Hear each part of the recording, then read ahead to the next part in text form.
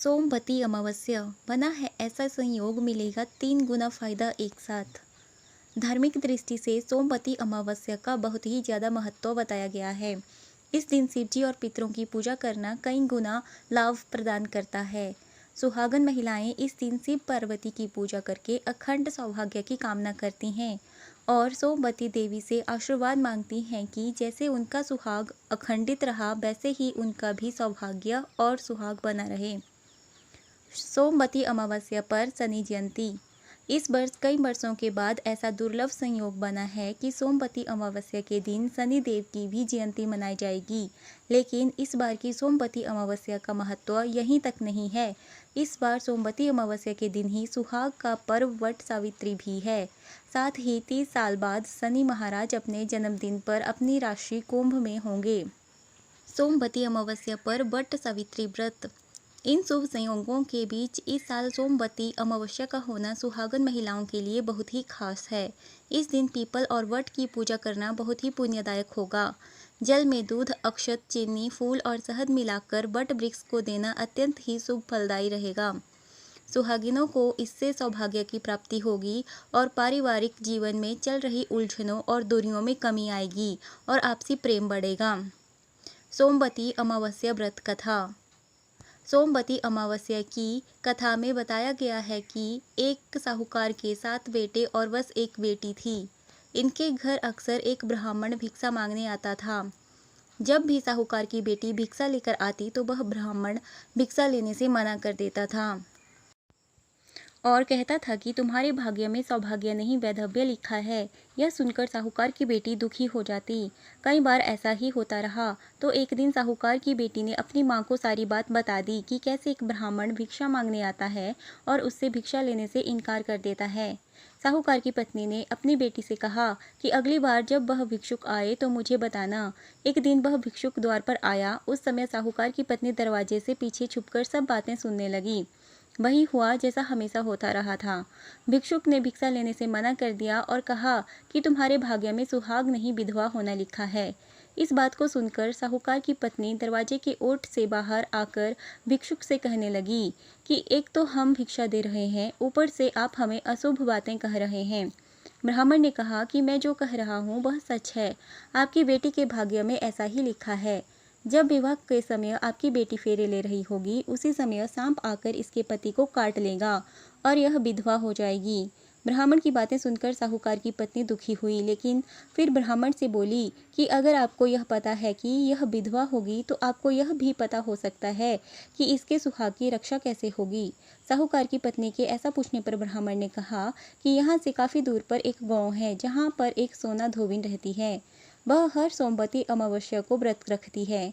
इससे उसका सुहाग अटल है। अगर वह आकर अपना सुहाग आपकी बेटी को देगी तो इसका वैधव्य टल सकता है। ब्राह्मण की बात सुनकर साहूकार की पत्नी ने ब्राह्मण का धन्यवाद किया और वह सोना धोबिन की तलाश में निकल गई। एक दिन वह धूप की वजह से एक पीपल की छाया में बैठकर सुस्ता रही थी। तभी उसने देखा कि एक सांप आया और उस पीपल के पेड़ पर गरुड़ के बच्चों को खाने के लिए पेड़ पर चढ़ने लगा।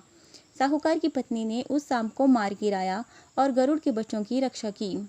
इतने में गरुड़ भी वहां आ गया और देखा कि आसपास खून फैला है।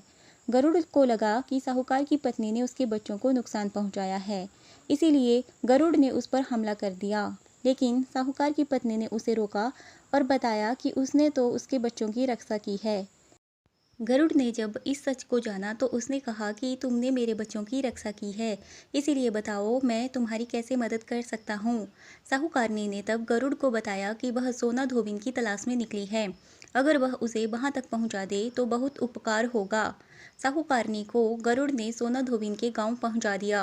सोना धोबिन के 7 बेटे और बहुएं थी, लेकिन बहुओं में घर के काम को लेकर कहासुनी होती रहती थी।